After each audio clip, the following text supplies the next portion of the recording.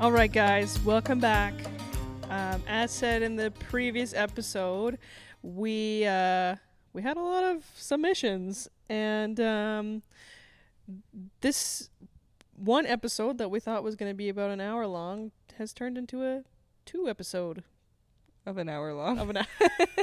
Or longer. So, welcome back. We've got a lot more pet peeves that we want to share with you, so we'll kind of keep rolling into it.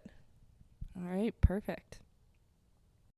Oh, this next one is hitting home a little bit. Yeah, this one does hit home. Ableism. Okay. Yeah. The push to override basic mental, physical, emotional needs and ride anyways. As if it's a badge of honor to do so, and that you're not committed if you don't. There's a lot I could say on this. Did I write this comment? I think there's a lot that we could both say on this. Yeah. And go down a pretty big rabbit hole. My first thing that I want to say is that, people have been through some shit and you don't know what it is, whether it's emotional or physical, and it can be to do with horses, and the fact that they got back on that horse is a badge of honor. And if they chose not to get back on a horse ever again, but they just hang out with the horse, is a badge of honor. And you treating them as less than or not as committed because they needed extra time to figure out how to deal with the situation they were in is shitty. That's not right. And we need to be more welcoming as a community to people who come from any background. I think we talked this a little bit in Watch Your Balance too, with especially talking to equine professionals. Back to that burnout. Yeah.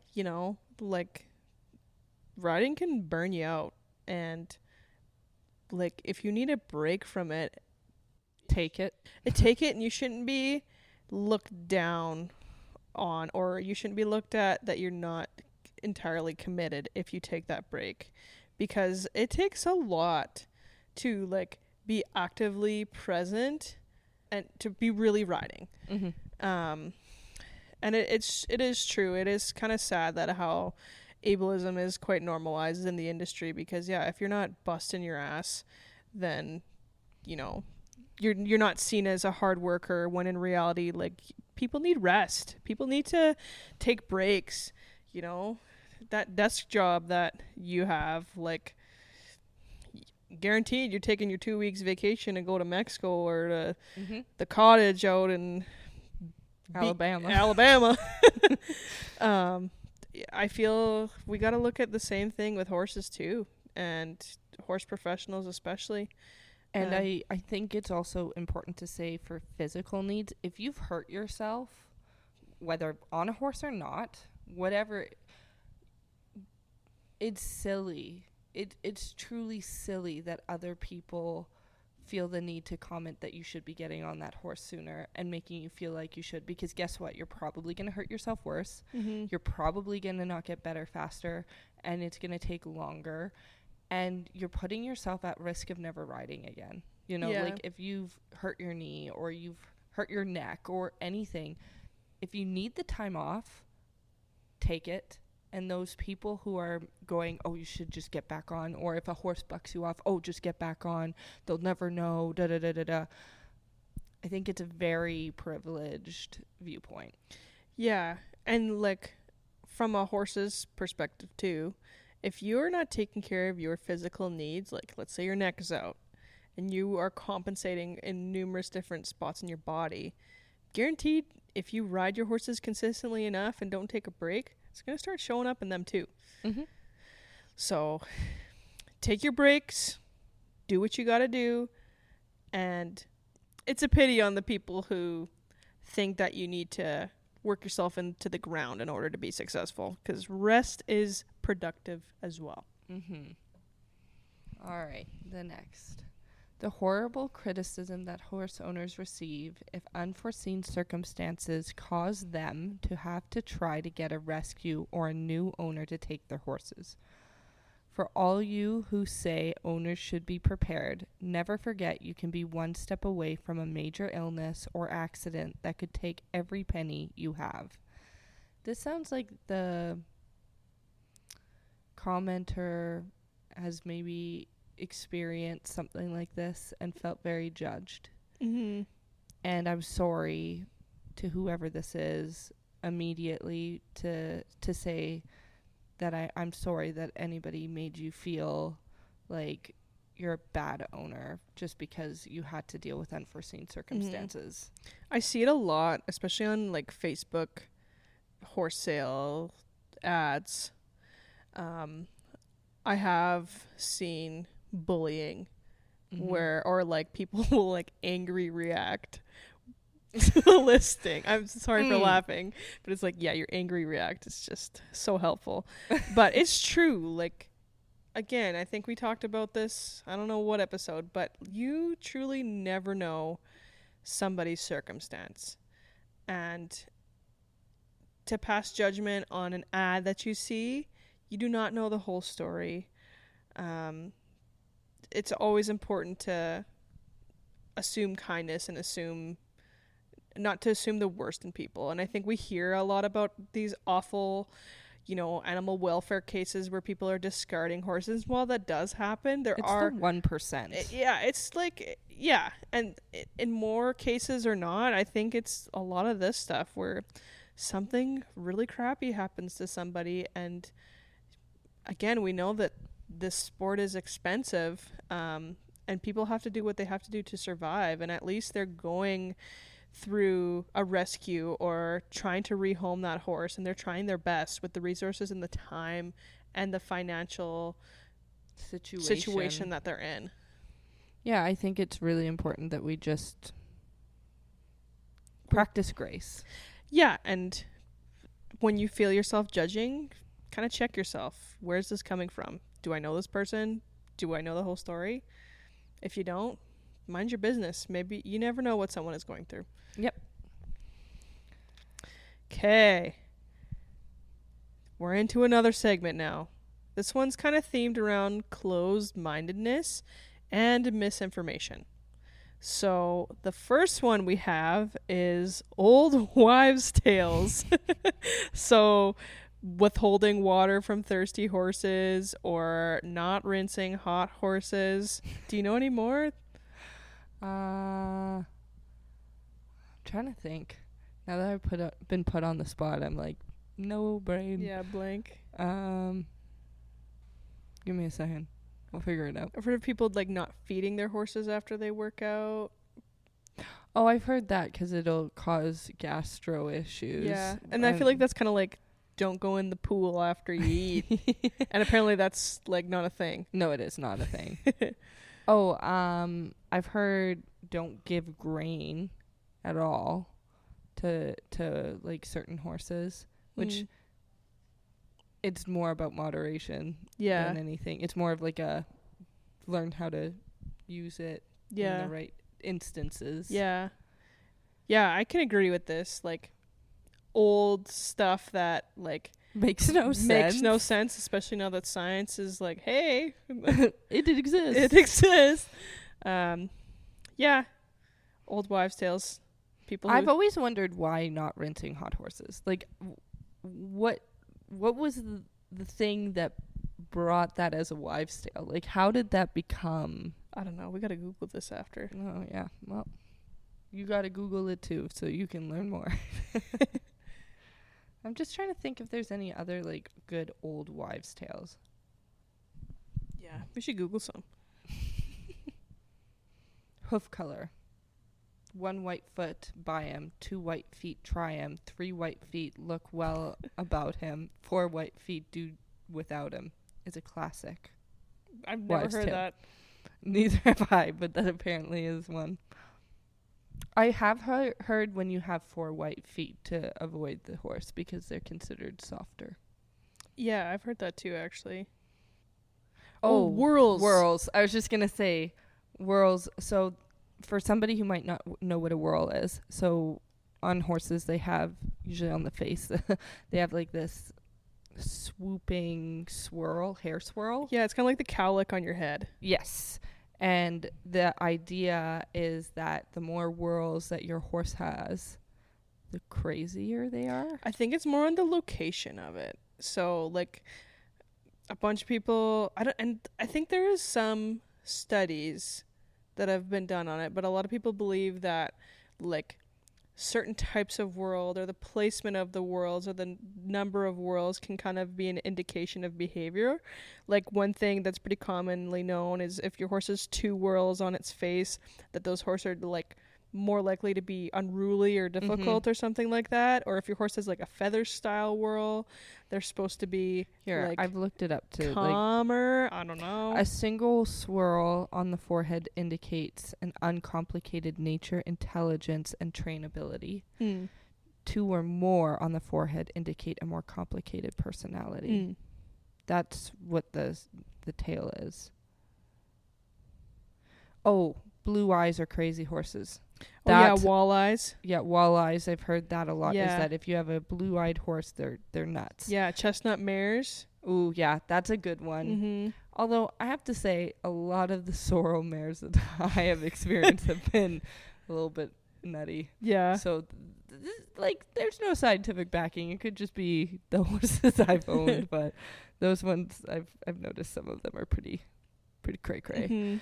But I do know a horse at one of the places I board my horse has a beautiful blue eye, and it's a very, very, very quiet, nice demeanor. He's not crazy, so I feel like that settles it. Oh, Yeah. another one. Have you ever heard of medicine horses? Like medicine hats? The color? Yeah.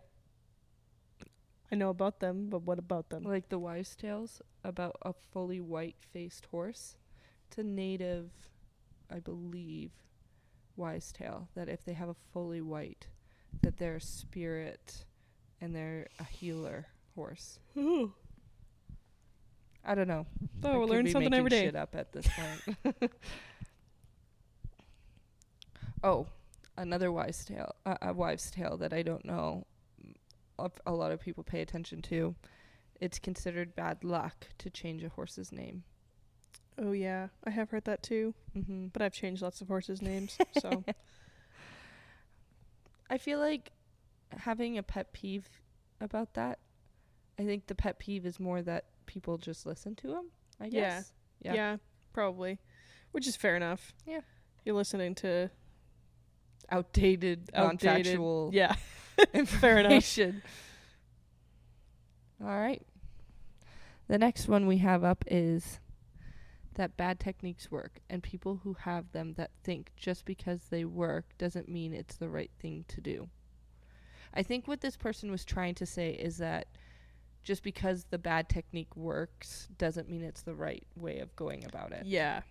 That's very true. And I think we see a lot of it of like, oh, my grandpa used to do this method. Like, Yeah. I see a lot of like desensitizing specifically where like people will just flood their horse until they just give up. And they're like, break down. and they're like, oh, it worked. That's what my grandpa used to do. And it's like, it worked, yes, but was that Until. the best way to get the job done? Also, until is, I think, the best way to put it. It worked until. Yeah. Because I have seen where a horse has had that type of training where it was not listened to at all. And then 5 years down the road, it blows up. Because it learned that unless it got scary and dangerous, you didn't listen. Yeah. Another one, too, and this one drives me nuts, is people who seesaw their horse's face to get collection. And I don't mean like half halt, like squeeze inside, outside rein. I mean like move your hands up and down, back and forth, like 6-8 inches in order to like get your horse to tuck his chin in. And they're like, collection. Right there. Horseman of the year. Like, yes, your horse is tucking his head in, and to the untrained eye, it is quote unquote collected, but that's a bad technique. And if you're uneducated, it works. And I feel like I see a lot of people doing that. We're like, oh yeah, my horse is collected. Yeah, and it's a bad habit, and then you end up with horses who just ball up in the front end and tuck their chin in. Mm-hmm. So, yeah, I'd agree. Bad techniques that work. Doesn't mean that it's the right thing to do, yeah. Mm-hmm. Okay, this next one is a good one. The one-size-fits-all thinking. So, basically, like, all horses should be barefoot. All horses should never wear blankets. All horses should be ridden bitless. Sure, it might work for a fair portion of them, but each horse is an individual and needs to be treated as such. This is a great one. I think this is a pet peeve everyone should have, because a one-size-fits-all is just a stupid thing to think.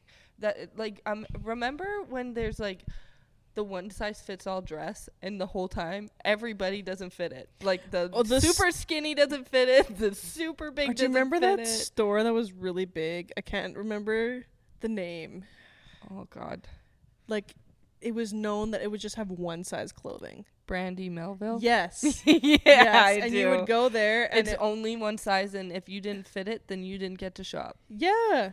Like, how many people, like, I remember 14, 12. Oh, it hurt my feelings. It hurt my feelings, 100%. But, like, yeah, every horse is an individual. And, like, yeah, if you can go barefoot on your horse and your horse has great enough feet, yippee-ki-yay, buddy. You do you. But sometimes some horses need shoes, and they have issues that need to be corrected by shoes. Like, or the circumstances is different. So you can use barefoot because you're in a field and you're on soft ground all the time. But if you're in a trail horse who's in the mountains, who's trekking and backpacking every day, chances are barefoot is probably not their best friend option, because it's a harder ground. So you have to be reminded that, like, circumstances also can impact decision making. Mm-hmm.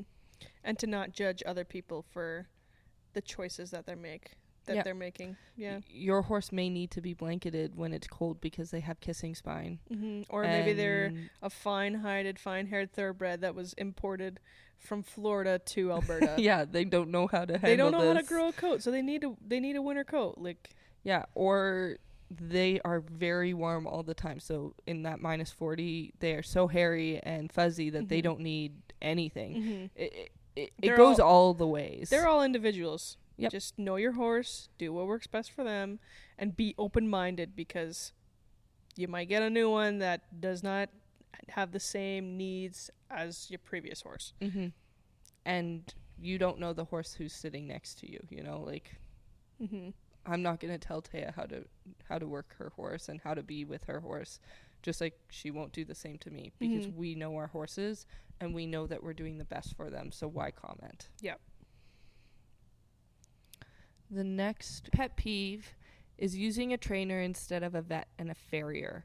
The trainer trains, the vet treats, and the farrier balances the feet. I train, and if I get one more person asking me to tell them what's wrong with their motherfucking auction horse, I'm gonna scream. Or asks me to ride their auction horse because they need miles, I'ma slap them. Oh my God. Call the vet. Get their teeth done. Get blood and stool samples. Get them aged and get a PPE. Then call the farrier and then call me. I don't know if your horse has thyroid issues or a chipped bone. Why would I get on a horse that spent 3 to 10 hours on a trainer and hasn't had a proper rest yet, that you yourself haven't even handled yet? Also, please don't ask me if your horse healer is right about the water pH being off or whatever. If you are worried, get it tested. Also, trainers who don't own the property can't and shouldn't be asking the property owner for you. Advocate for your wants and needs. I don't know if you're allowed to store your shavings there. Lord baby Jesus. Okay, that was a good one. I love that. Okay. Oh, God. Lord, baby Jesus. Lord, baby Jesus. This is funny.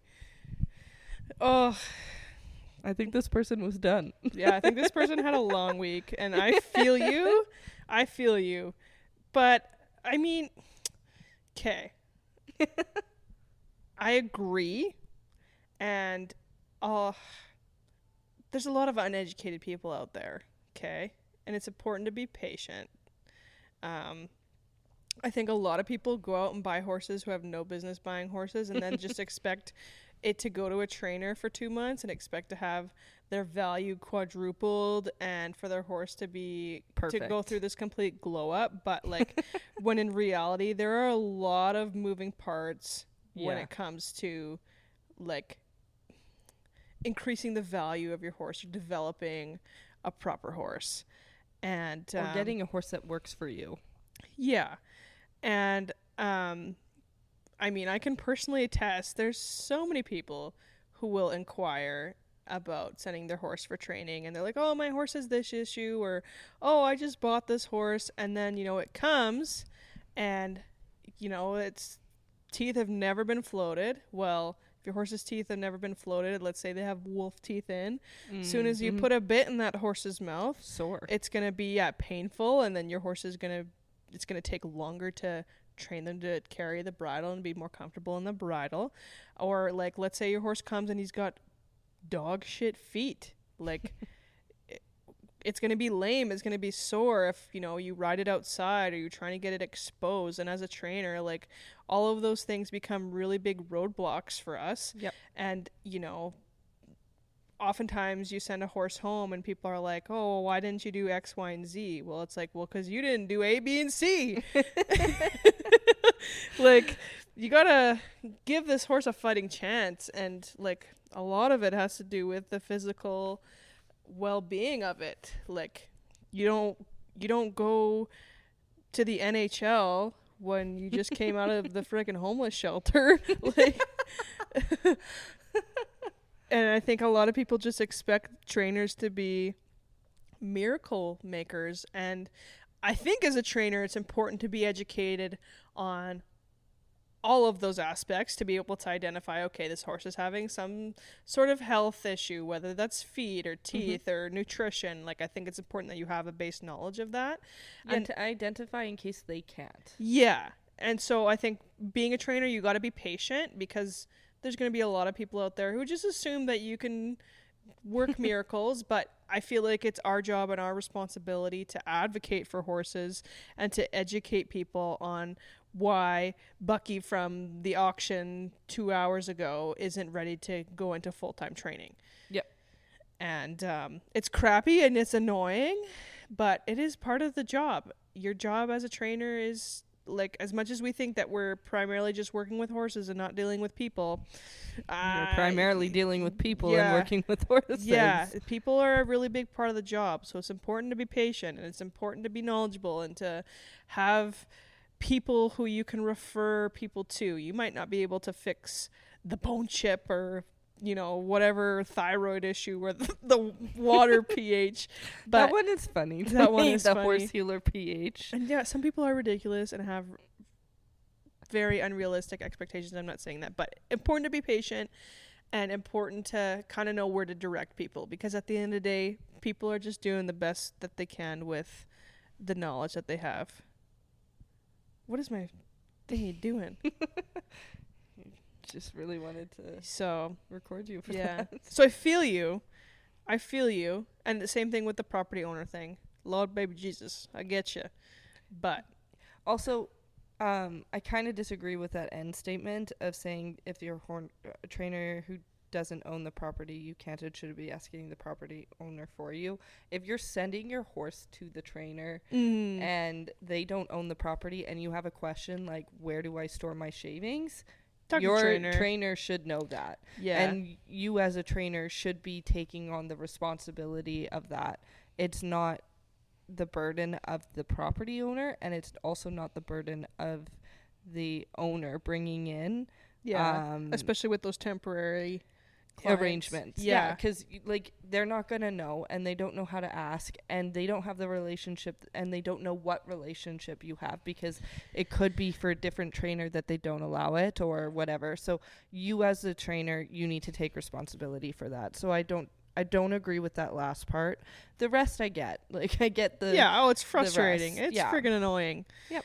It's just part of the job, though. All jobs have their pros and cons. Absolutely. Ooh. Oh, okay. This one. I like this one. Okay. The next one is know-it-all-itis or unsolicited advice. This is a good one to talk about because no one knows it all. And if you know it all, you know nothing. Mm-hmm. Nothing drives me crazier than, like, being out in the wild somewhere.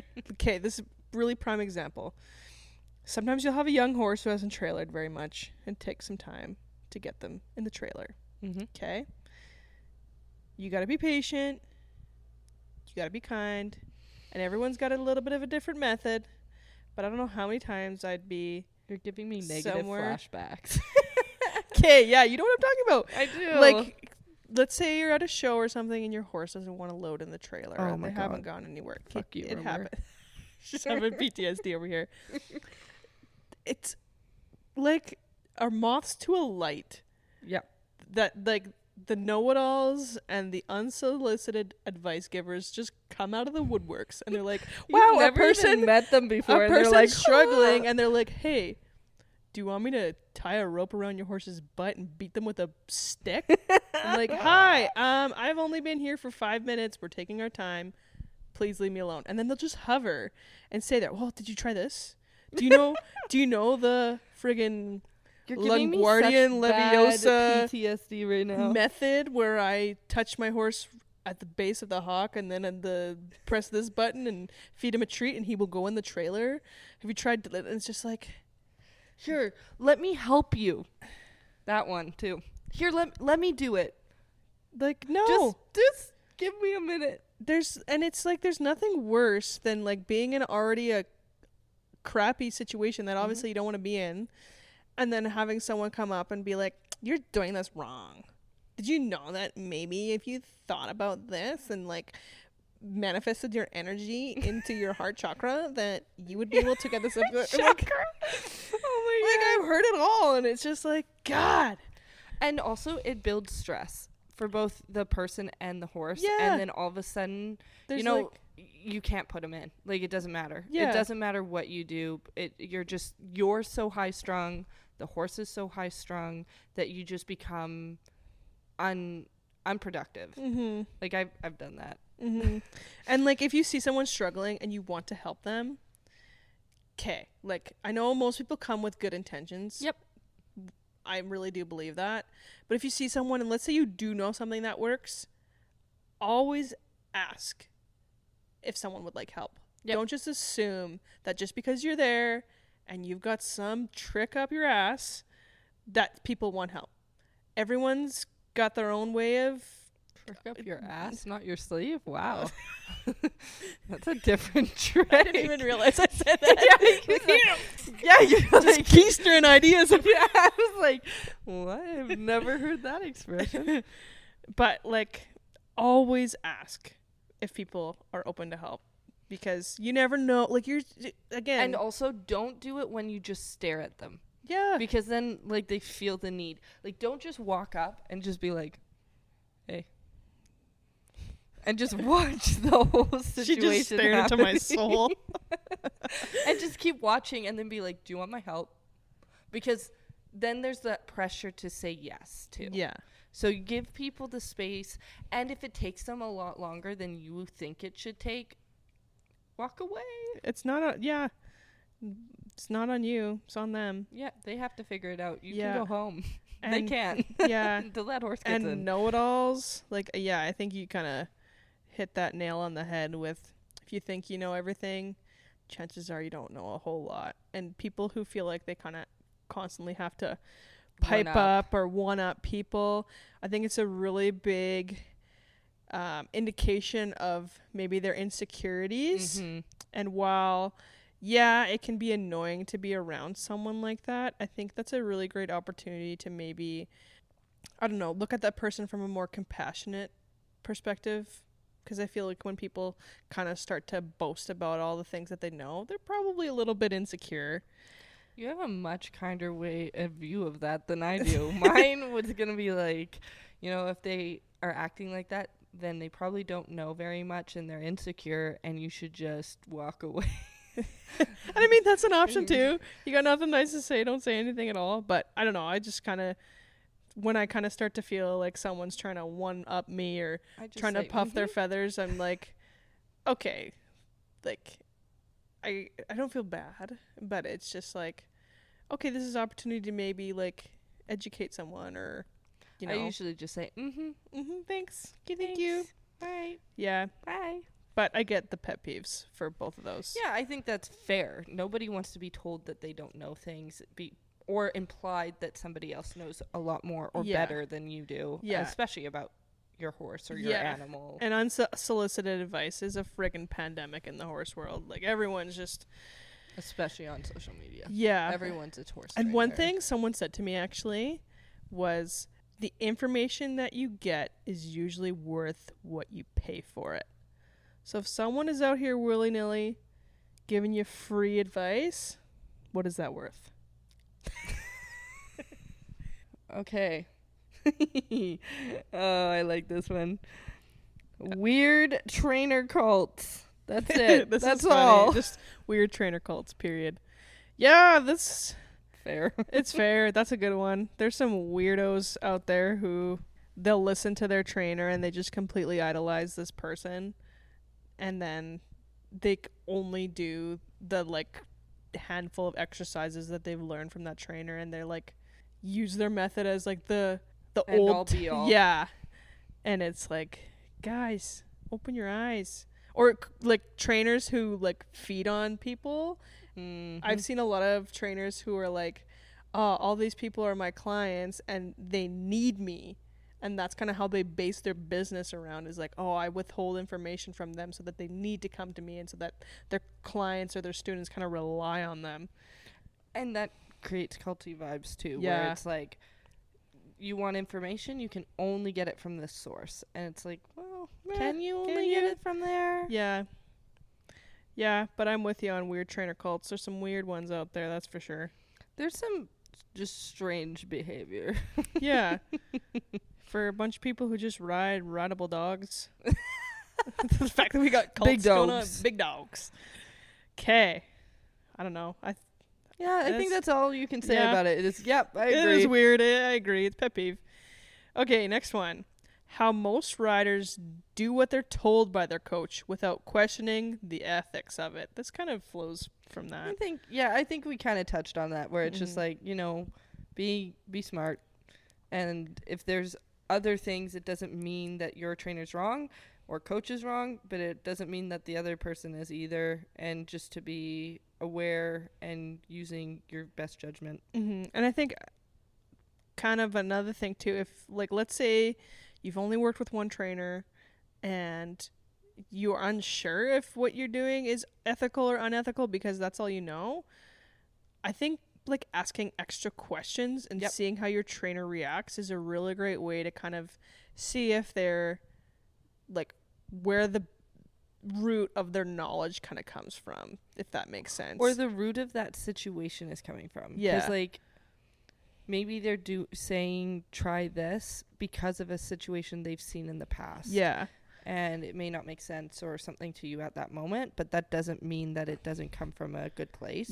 So not being afraid to ask. And then as a trainer too, like having your ducks in a row and being able to explain yourself is so important. And if you can't explain what you're doing and the like purpose, the foundation, the reasons, whatever you want to say, if you cannot explain what you're doing, and you probably should not be doing it, and you probably shouldn't be teaching others to do it. And that's not just for coaches, that's for farriers, that's for any practitioner or anybody who's calling themselves a professional, an educator in any capacity.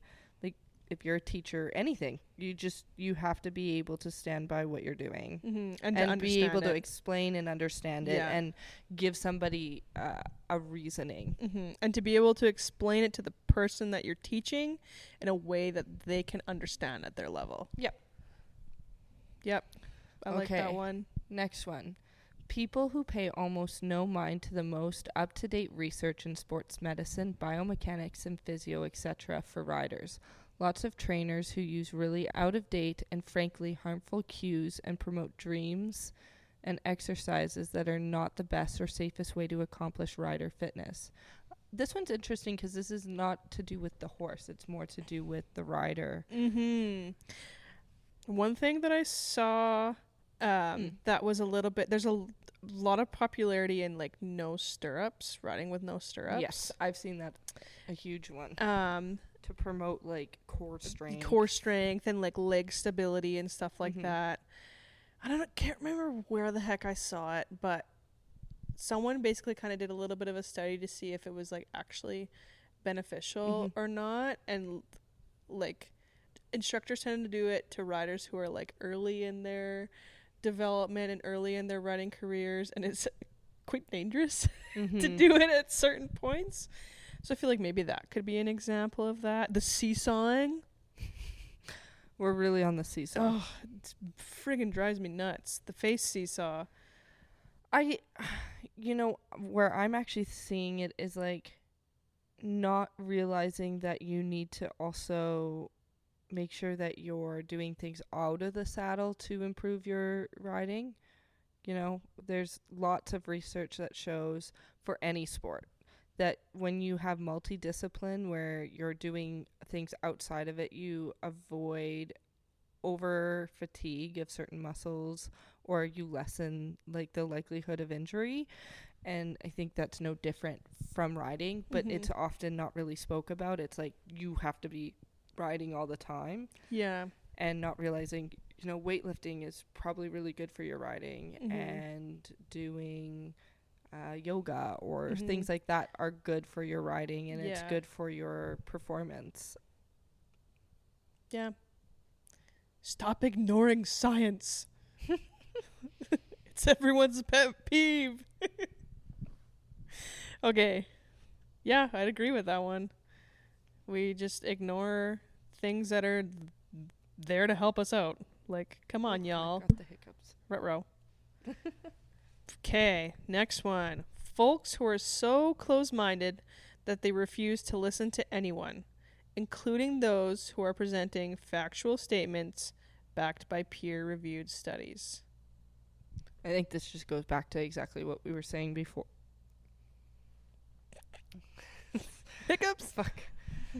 I think this just goes back to exactly what we were saying before, and that's kind of all I got to say. Yeah. Cool. Cool beans. All right. I'm going to try and get through this next one. Non-horse people who forget horses are not wild animals. They have been domesticated for thousands of years to do certain things. They always go, horses should roam free. I was doing so good. Okay. Non-horse people who forget horses are not wild animals. They have been domesticated for thousands of years to do certain things. They always go, horses should roam free.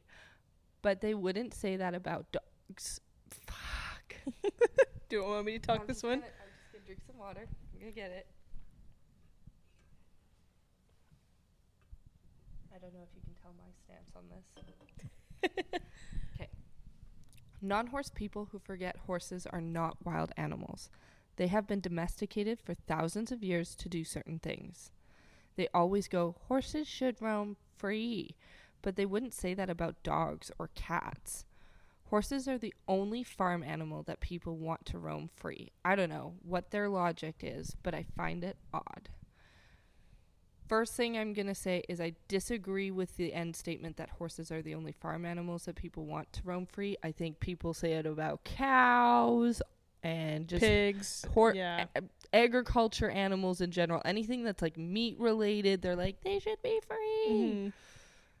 I disagree with that wholeheartedly as an agriculture lady. Yeah. I I'm think just gonna people be forget honest. too that, like, horses, like dogs and cats, have been domesticated for thousands of years. Yep. Domesticated, meaning they've been in contact and rely on people for their health and well-being needs. And I think it kind of goes right back to that uneducated people kind of coming from good intentions. Like, you know, obviously these people care about horses' well-being, but they obviously do not understand it. So I think I wouldn't necessarily say that's a pet peeve. Like, yeah, it's annoying, but again, I'm like, if someone said that to me, I'm like, oh, you just don't know. Here, let me tell you.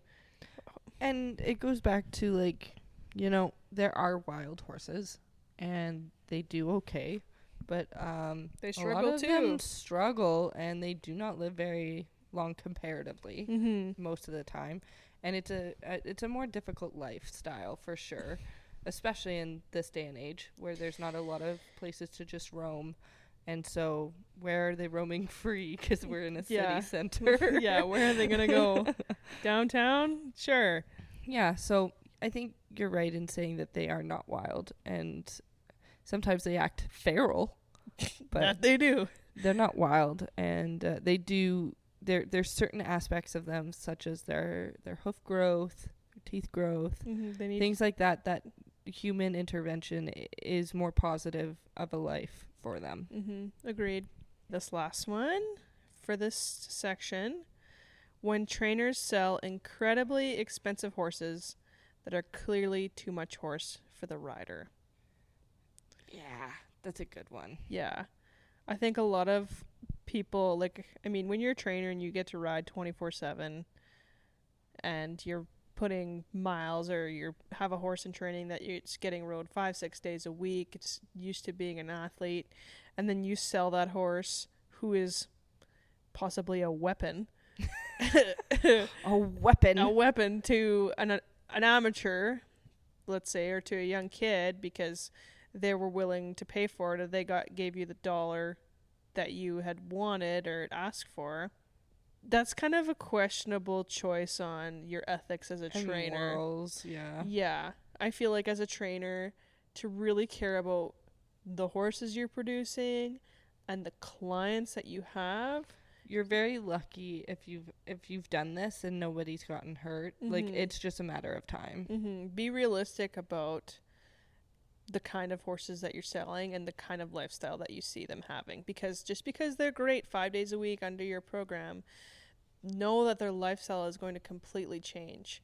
And if that horse is, you know, competitive or in that kind of high performance, hot-headed, you know, lifestyle, make sure that who you sell them to is an appropriate match, because you can have a really great really great horse, and then in the wrong hands, and it might not be intentional. 9 times out of 10, it's not intentional. That horse can end up turning into a problem because, you know, you weren't responsible about finding it an appropriate home. Yeah, I think there's not much else to be said other than, you know, like, it's an irresponsible thing to do.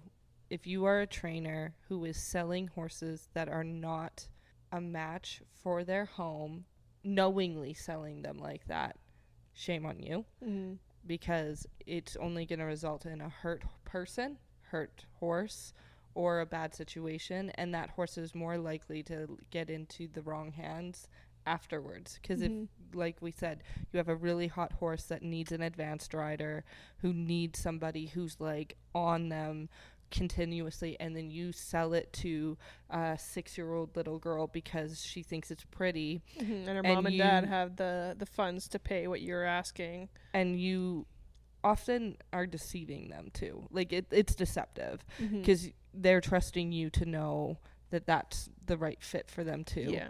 And if you're like, oh yeah, this is a perfect horse for you, you're doing deceptive practices, and you shouldn't be sleeping well at night for that. Like, I truly. Damn. Well, it's true. Yeah. You're gonna get somebody hurt, and you shouldn't be feeling good about that. Yeah, that's true. And you could kill somebody. Yeah. It's that simple.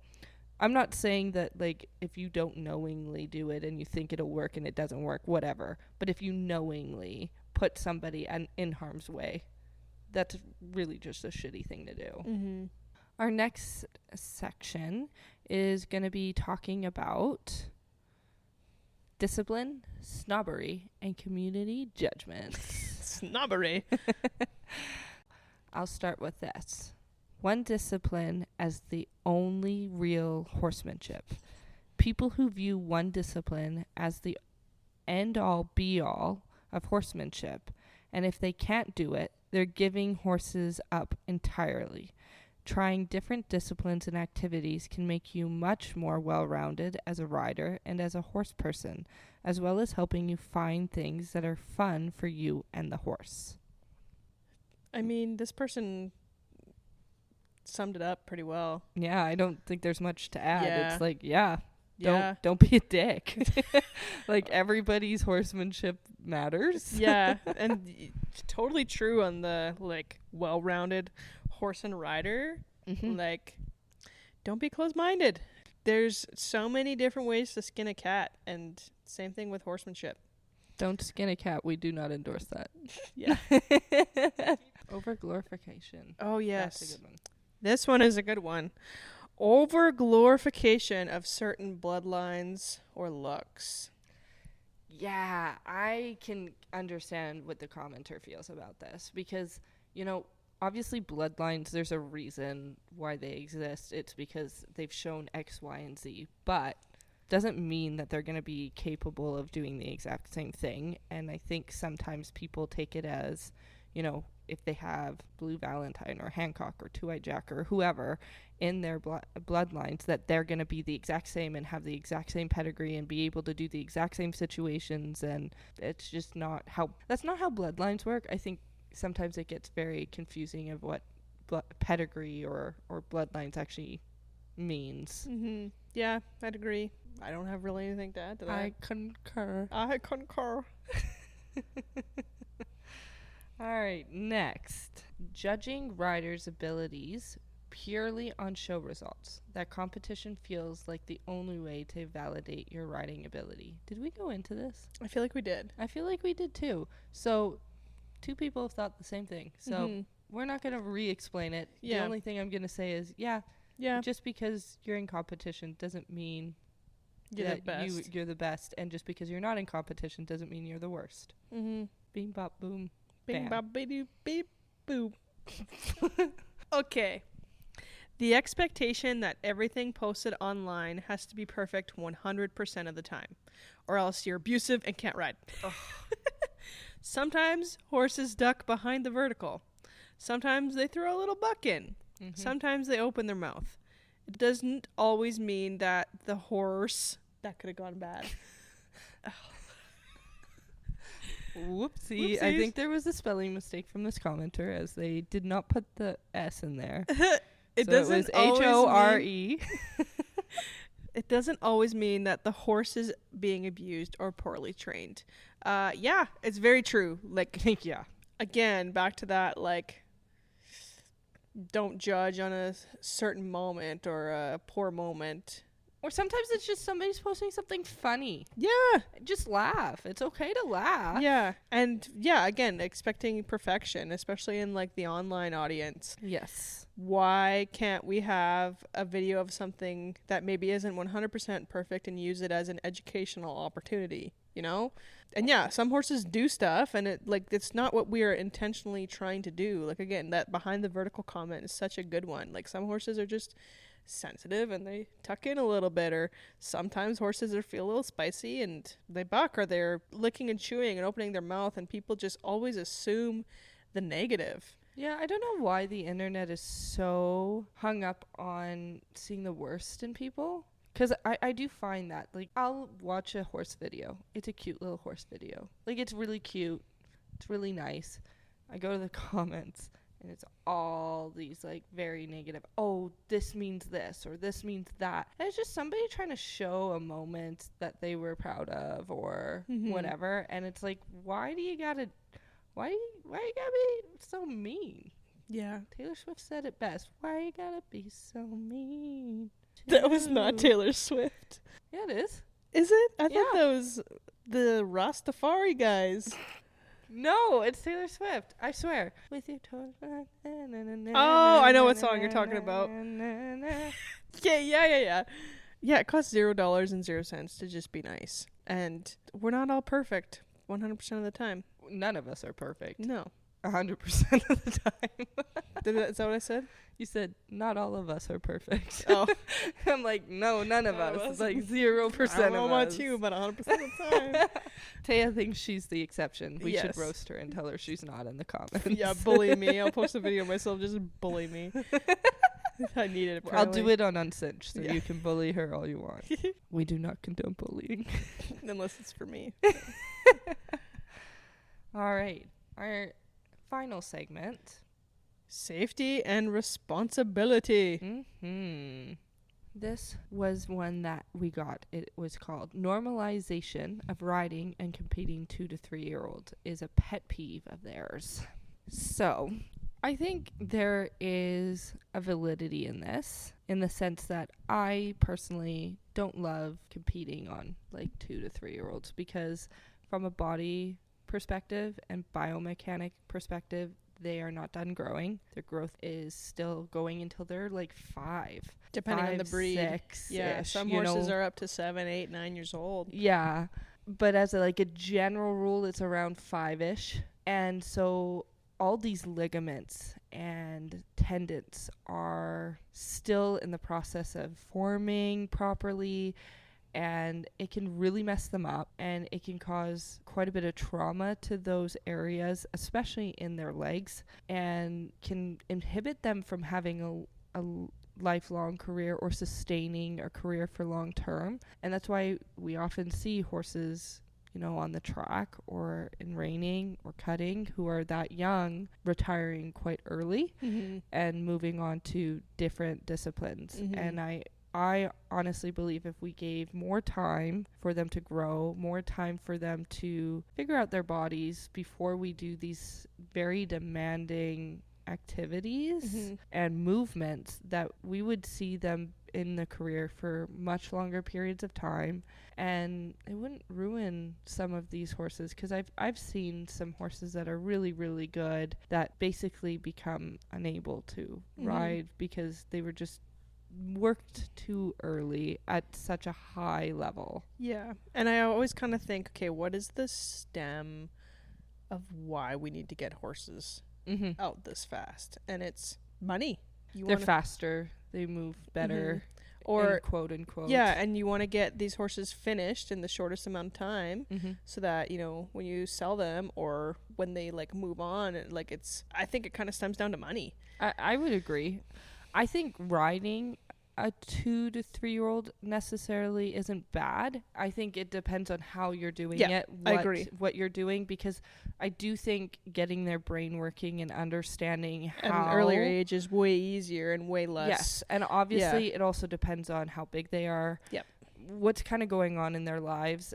As a general rule, I would say probably not riding 2-year-olds, just because they're more likely to have just kind of that weird growth period at that time. But especially 3-year-olds, being able to ride them once or twice a week just to get used to the saddle, get used to the movement, get used to the pressures, I don't think is bad. But to be doing really high levels and dramatic movements, I think that's when it becomes an issue. Yeah, I agree. Don't come for me. Don't come for me. Don't cancel us, please. We're only in our first season. We can't afford to be canceled yet. Tail docking and abusive shoeing in draft horses. This is a very controversial comment.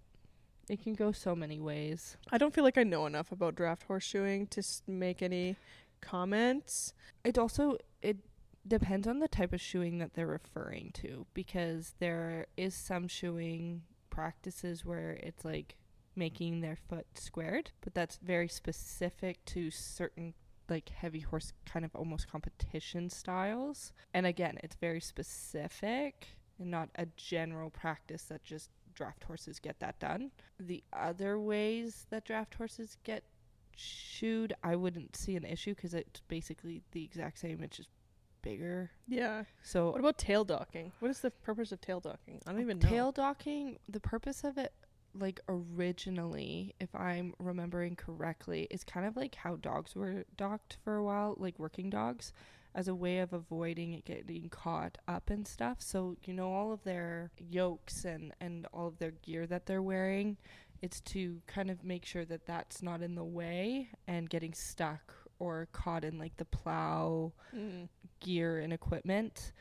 I think that's where it stemmed from.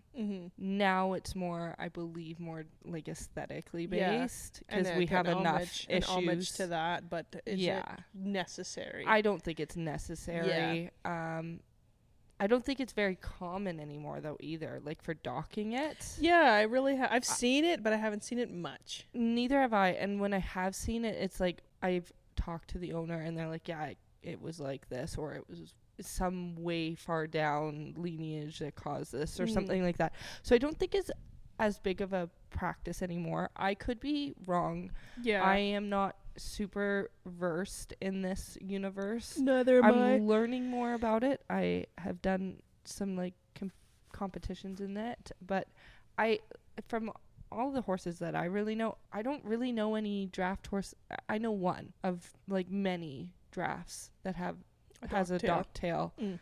And yeah, I feel like I'm not the right person to comment on this, because one, I don't know what they mean by the abusive shoeing. It could be the squaring, and again, I'm not well versed enough to be able to comment on that and understanding why that is done, because I've never been in that kind of space. So we'll move on, I guess. We'll move on.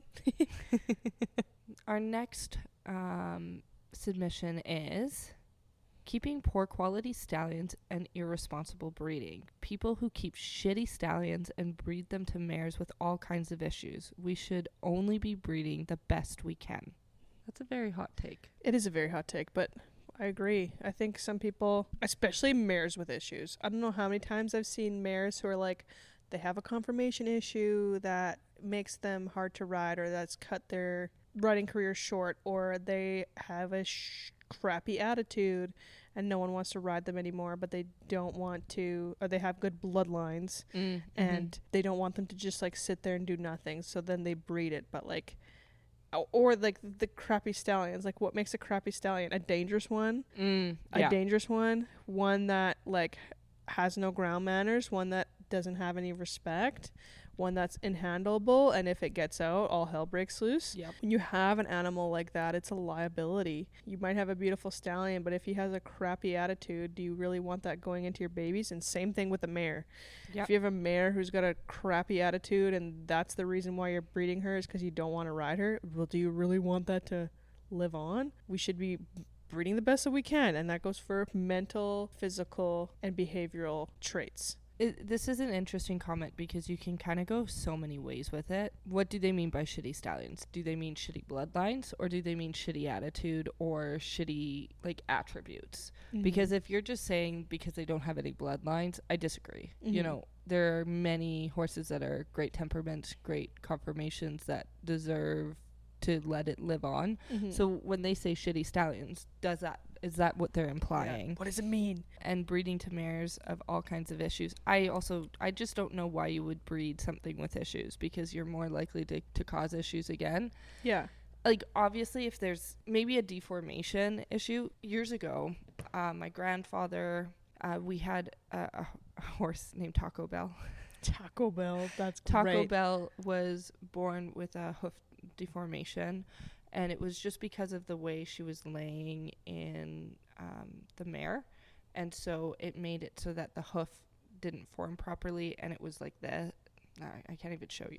It was more straight up than it should have been. It wasn't as spread out, I guess. So she had a deformation that was not caused by lineage or anything like that. And we did debate breeding her because she had a wonderful temperament, all this. She just couldn't be rode simply because of this deformation. And it wasn't something that's because of... It wasn't genetic. Exactly. Yeah. So we were like, yeah, we debated it. We ended up ultimately not doing it. And I think it was because we also didn't want extra weight on her due to it.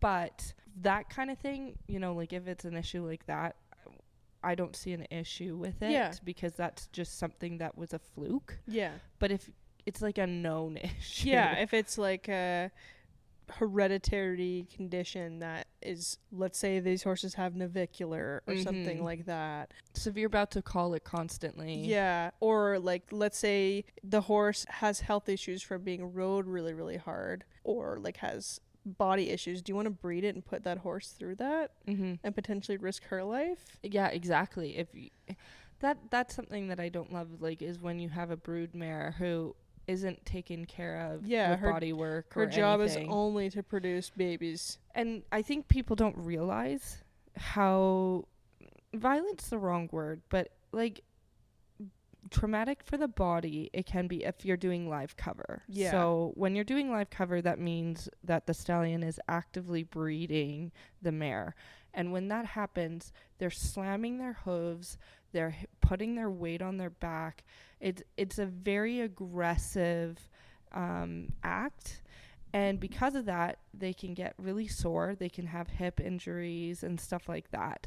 If you aren't giving them body work, they may not be riding, but people don't realize you should be giving them body work. You should be getting them massaged and getting like chiro and getting regular vet checks, not just for if they're fertile, but to make sure that their body can withstand the breeding, because otherwise it just bruises and batters them. Yeah. And you can actually often get less foals because their body's trying to compensate for everything else, and it'll be more likely to abort. All in all, we agree. Yep. Riders performing tasks from one side only. So I feel like this person means like leading only. Like typically people only lead from the left and mount on the left side. And I agree. Yeah, I don't know if it would be like a terrible pet peeve. I think it's important for your horse to be comfortable with you doing things on both sides.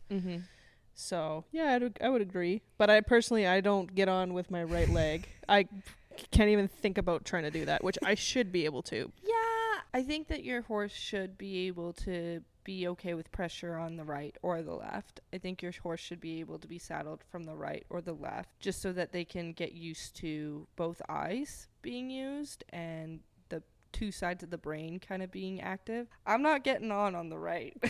And I'm probably also not throwing my saddle on the other side. And I think they should know how, just in case. Yeah. But it's not necessarily something that I'm going to do.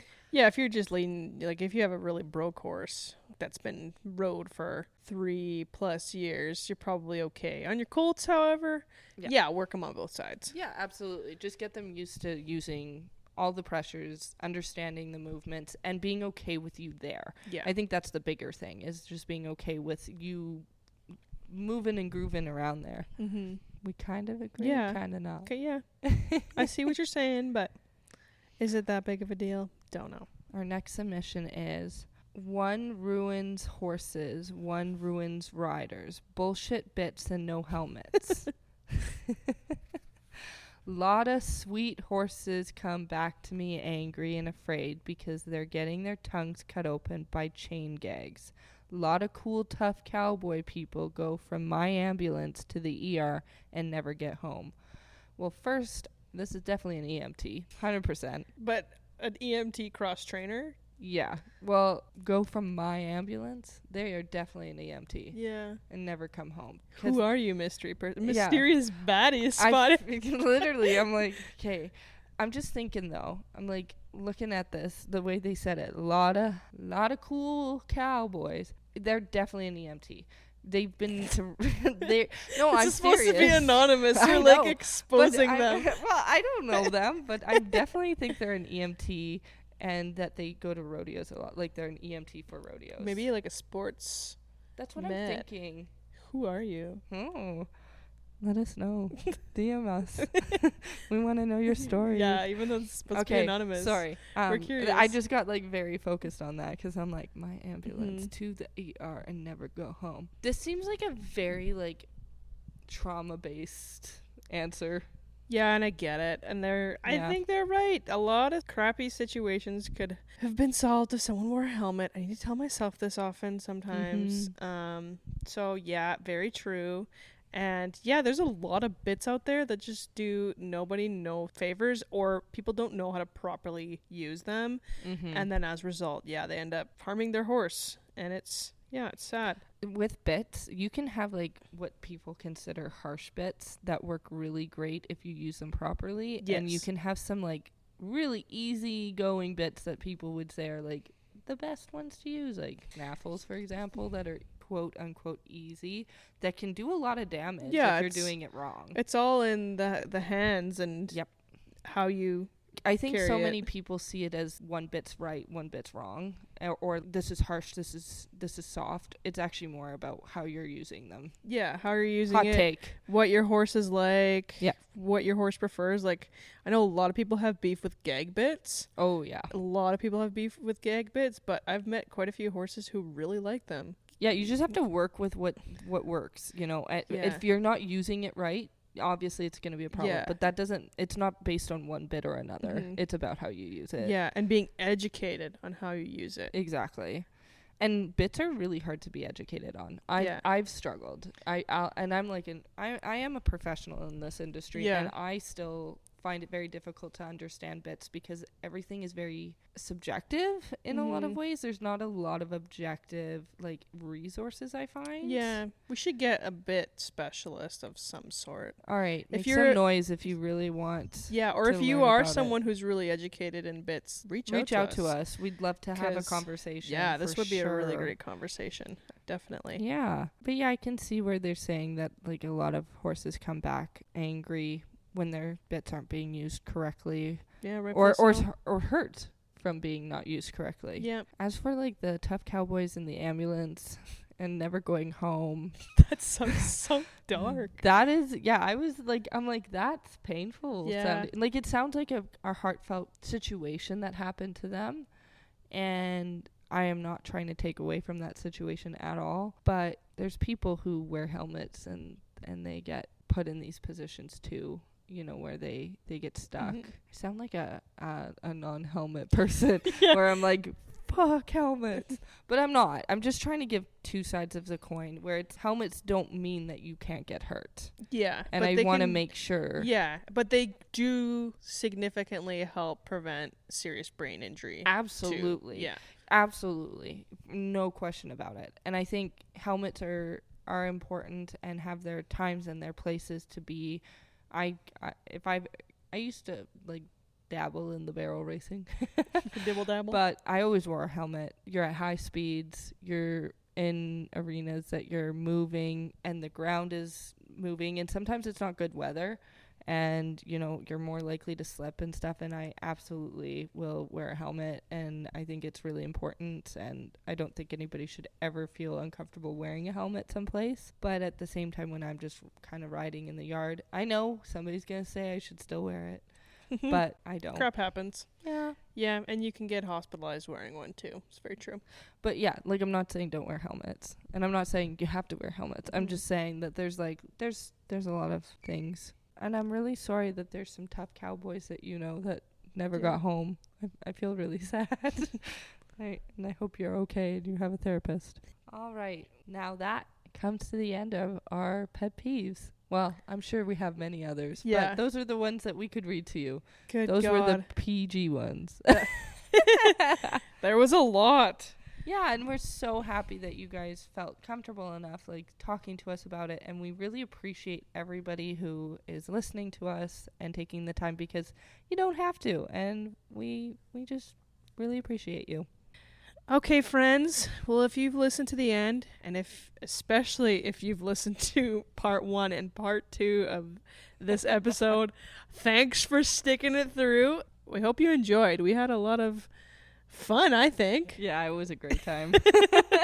Yeah, it was a good time. And again, thank you so much for getting involved and allowing your voice to be heard here today. I know it was all anonymous, but for those of you who are listening who did submit something, thank you for being brave, and hopefully we didn't offend you, and or hopefully you learned something, or hopefully we made you laugh.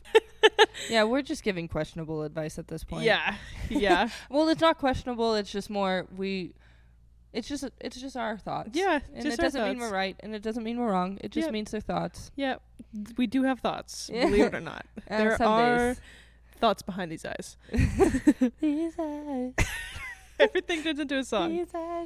Okay, guys. Sorry. So, thank you again. You guys love this episode so much, and so we want to make sure that we're doing the best content, the best turnout we can. So please help us out. Next time, we're talking about experiences that change your perception. So this is obviously still horse-related, but we wanted to hear about your experiences that changed your viewpoint. These experiences could be positive or negative. They can be stories. They can be what you've heard, big or small, but something that's changed your perception, maybe for good reason. Let's talk about what's going on next time. We are going to get personal, though. We're chatting about our own horses and the successes they have accomplished. We're flipping the spotlight away from the ribbons, the accolades, and our successes and our roles, and back onto the real MVPs, the horses. In Check Your Ego, we unpack what it truly means to celebrate your horse's success, not just your own. From small wins to major milestones, we're honoring the moments where our horses showed up for us and reminding ourselves to leave the ego at the gate. So if you haven't already, please hit that subscribe button so you don't miss out when our next episodes are released and dropped for you. We love you guys, and thank you again so much for listening. We appreciate all of the feedback, the comments, and the 5-star reviews we've received. It's been an amazing experience, and we are so glad that you are enjoying Uncinched just as much as us. Yay! We will see you next time on Uncinched. Bye!